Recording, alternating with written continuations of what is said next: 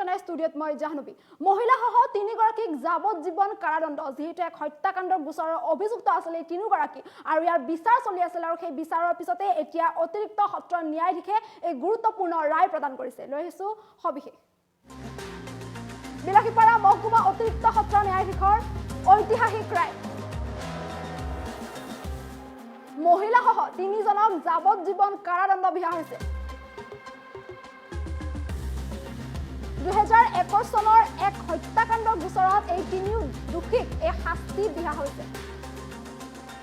ভূমিকেন্দ্ৰিক সংঘাতৰ বাবে এজন যুৱকক হত্যা কৰিছিল এই কেইজন লোকে যাৱজ্জীৱন কাৰাদণ্ডৰে দণ্ডিত দোষীকেইটাক গোসাই দে অভিজিত দে আৰু সন্তোষী দে কাৰাদণ্ডৰ লগতে 10,000 টকাৰ জৰিমনা বিহিছে ন্যায়াধীশে অতিৰিক্ত সত্ৰ ন্যায়াধীশ মুকুল চেতিয়া বিচাৰপীঠৰ এই ৰায়দান আৰু যিহেতু বিলাসীপাৰা মহকুমা অতিৰিক্ত সত্ৰ ন্যায়াধীশে এই গুৰুত্বপূৰ্ণ ৰায় প্ৰদান কৰিছে মহিলাসহ তিনিজনক যাৱজ্জীৱন কাৰাদণ্ড বিহা হৈছে আৰু কেৱল কাৰাদণ্ডই নহয় কাৰাদণ্ডৰ লগতে 10,000 টকাৰো জৰিমনা বিহা হৈছে এই তিনিগৰাকী লোকক 2021 চনতে সংঘটিত হৈছিল এক হত্যাকাণ্ড আৰু সেই হত্যাকাণ্ডৰ গোচৰত অভিযুক্ত আছিল এই তিনিগৰাকী ভূমিকেন্দ্ৰিক সংঘাতৰ বাবে এজন যুৱকক হত্যা কৰা অভিযোগ উত্থাপন হৈছিল এই তিনিগৰাকীৰ বিৰুদ্ধে আৰু এই সমগ্ৰ ঘটনা সন্দৰ্ভত যিহেতু এই তিনিজন অভিযুক্ত আছিল তেনেস্থলত এই তিনিজনক লৈ বিচাৰ চলি আছিল আৰু সেই বিচাৰ চলি থকাৰ পিছত অৱশেষত এতিয়া উচিত শাস্তি দিয়া হৈছে এই তিনিজনক অতিৰিক্ত সত্ৰ ন্যায়াধীশ মুকুল চেতিয়া বিচাৰপীঠে এই ৰায়দান কৰিছে যে এই তিনিগৰাকীকে এতিয়া যাৱজ্জীৱন কাৰাদণ্ডৰ লগতে 10,000 টকা জৰিমনা বিহা হৈছে আৰু বিলাসীপাৰাত সংঘটিত হৈছে ঘটনা বিলাসীপাৰা মহকুমা অতিৰিক্ত সত্ৰ ন্যায়াধীশে এই ঐতিহাসিক ৰায় প্ৰদান কৰিছে আৰু এই ৰায়ৰ পিছতে এতিয়া যিহেতু ন্যায় পাইছে ভুক্তভোগীয়ে তেনেস্থলত ভুক্তভোগীৰ পৰিয়ালৰ মাজত এক হকাৰ ভাৱ দেখিবলৈ পোৱা গৈছে যিহেতু এক হত্যাকাণ্ডৰ গোচৰত অভিযুক্ত আছিল এই তিনিগৰাকী আৰু 2021 চনতে সংঘটিত হৈছিল হত্যাকাণ্ডৰ ঘটনা আৰু বিলাসীপাৰাত এজন যুৱকক ভূমিকেন্দ্ৰিক সংঘাতৰ বাবে হত্যা কৰা বুলি অভিযোগ উত্থাপন হৈছিল এই তিনিগৰাকীৰ বিৰুদ্ধে আৰু যিহেতু এই হত্যাকাণ্ডৰ গোচৰত অভিযুক্ত আছিল তেনেস্থলত এই তিনিগৰাকীক লৈ সমগ্ৰ ঘটনা সন্দৰ্ভত যিটো বিচাৰ চলি আছিল আৰু সেই বিচাৰৰ পিছতে এতিয়া অতিৰিক্ত সত্ৰ ন্যায়াধীশ মুকুল চেতিয়া বিচাৰপীঠে এই গুৰুত্বপূৰ্ণ ৰায় প্ৰদান কৰিছে আৰু সেই ৰায় অনুসৰি এই তিনিগৰাকীকে যাৱজ্জীৱন কাৰাদণ্ডৰ লগতে 10,000 টকা জৰিমনা বিহা হৈছে এই দোষী তিনিটা ক্ৰমে গোসাই দে অভিজিত দে আৰু সন্তোষী দে বুলি জানিব পৰা গৈছে আৰু এই তিনিজনকে এতিয়া যাৱজ্জীৱন কাৰাদণ্ড বিহা হৈছে যিহেতু এজন যুৱকক হত্যা কৰিছিল এই তিনিজনে আৰু সেই হত্যাকাণ্ডৰ অভিযুক্ত আছিল মূল অভিযুক্ত আছিল যিহেতু এই তিনিওজন তেনেস্থলত মাত্ৰ ভূমিকেন্দ্ৰিক সামান্য সংঘাতৰ বাবে এজন যুৱকক হত্যা কৰি দিবলৈ কুণ্ঠাবোধ নকৰিলে এই তিনিওজনে আৰু যিহেতু এজন যুৱকক এইদৰে হত্যা কৰিছিল এই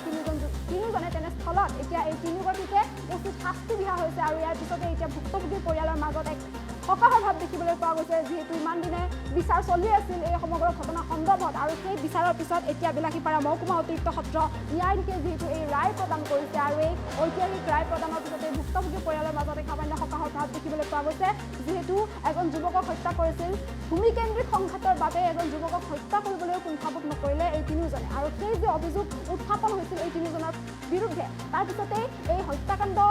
সন্দৰ্ভত অভিযুক্ত এই তিনিজনক লৈ বিচাৰ চলি আছিল এই সমগ্ৰ ঘটনা সন্দৰ্ভত আৰু সেই বিচাৰৰ পিছতে 2021 চনত সংঘটিত হৈছিল হত্যাকাণ্ডৰ ঘটনা মাত্ৰ ভূমিকেন্দ্ৰিক সংঘাতৰ বাবে এজন যুৱকক হত্যা কৰিছিল এই তিনিজনে আৰু এই যে 2021 চনৰ হত্যাকাণ্ডৰ ঘটনা সংঘটিত হৈছিল সেই তেতিয়াৰ পৰাই বৰ্তমানলৈ বিচাৰ চলি আছিল এই সমগ্ৰ ঘটনাত আৰু সেই বিচাৰৰ অৱশেষত এতিয়া এই গুৰুত্বপূৰ্ণ ৰায় প্ৰদান কৰা হৈছে বিলাসীপাৰা মহকুমা অতিৰিক্ত সত্ৰ ন্যায়াধীশে এই ঐতিহাসিক ৰায় প্ৰদান কৰিছে অতিৰিক্ত সত্ৰ ন্যায়াধীশ মুকুল চেতিয়া বিচাৰপীঠৰ দ্বাৰা এই ৰায় প্ৰদান কৰা হৈছে যাৱজ্জীৱন কাৰাদণ্ড বিহা হৈছে এই তিনিগৰাকীক যাৱজ্জীৱন কাৰাদণ্ডৰ লগতে 10,000 টকা জৰিমনা ভৰিব লাগিব এই তিনিওজনে আৰু এতিয়া গোটেই জীৱন এইদৰে কাৰাগাৰৰ মাজত জেলৰ মাজত কটাব লাগিব এই তিনিওজনে যিহেতু এক হত্যাকাণ্ডৰ মূল অভিযুক্ত আছিল এই তিনিওজন আৰু 2021 চনতে সংঘটিত হৈছিল এই হত্যাকাণ্ড মাত্ৰ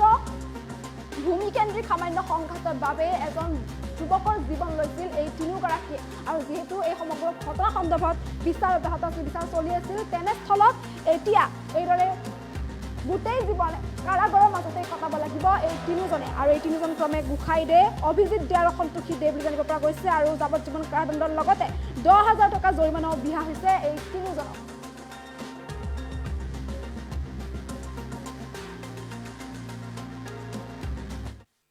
বিলাসীপাড়া অতিৰিক্ত ন্যায়িক দণ্ডাধীশ শ্ৰী মুকুল চেতিয়া দেৱে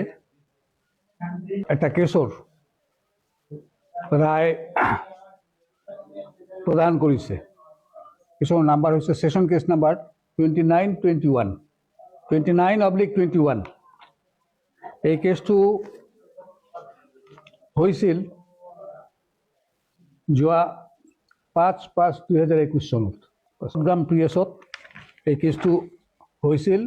আৰু চাপোটগ্ৰাম পিএছ কেছ নাম্বাৰ হৈছিল 87/21।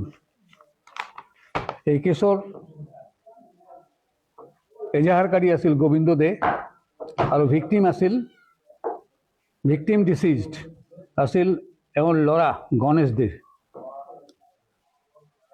ঘটনাৰ দিন 5/5/2021 তাৰিখে নিশা অনুমান 9:30 বজাত এই গণেশ দেই এই আছামীহঁতৰ ঘৰত গৈছিল। তেওঁলোকৰ পাৰিবাৰিক কিছু কথা আছিল আৰু সম্পত্তিৰ একটা ভাগ বাটোৱাৰাৰ প্ৰশ্ন আছিল। সেইটো ক'ব যাওঁতেই এই আছামী তিনিজনে গণেশ দেক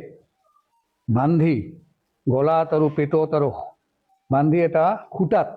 বান্ধি ৰাখি দিয়ে আৰু তাতেই গোটেই নিশা তেনেধৰণৰ আছিল আৰু তাৰ ফলতেই এওঁৰ মৃত্যু হয়। পিছদিনা ওচৰ পাজৰে সাক্ষীবাদী এইবিলাক তাত গৈছিল, গৈ গণেশ দেক মৃত অৱস্থাত দেখি থানাত অৱগত কৰায় আৰু থানাৰ পৰা থানাৰ অচি মহোদয়ে আহিছিল,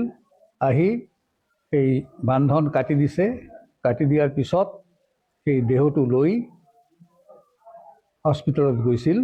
আৰু তাতেই তাক মৃত বুলি ঘোষণা কৰিছে। আৰু এই লৈ পুলিচ প্ৰশাসনে তদন্ত আৰম্ভ কৰিছিল আৰু তদন্তৰ সাপেক্ষে এই তিনিজনক গোসাই দে, অভিজিৎ দে আৰু সন্তোষী দে এই তিনিজনক গ্ৰেপ্তাৰ কৰিছিল। গ্ৰেপ্তাৰ কৰি ইয়াত ফৰৱাৰ্ড কৰিছিল আৰু তাৰপিছত এই গোচৰটো পুলিচে চাৰ্জশ্বিট দিছিল। চাৰ্জশ্বিট দিয়াৰ পিছত চাৰ্জশ্বিট দিছিল 302/34 ধাৰাত আৰু সেই ধাৰাতেই সাক্ষীবাদী গ্ৰহণ কৰি টোটাল 7জন সাক্ষীৰ সাক্ষ্য গ্ৰহণ কৰা হৈছিল, including IO, and inquest officer. আৰু এওঁলোকৰ সাক্ষীৰ ভিত্তিত আজি মহামান্য আদালতে এই তিনিজনক শাস্তি প্ৰদান কৰিছে। আজিৰ এই ৰায়ৰ ভিত্তিত 302 ধাৰাত তিনিজনকেই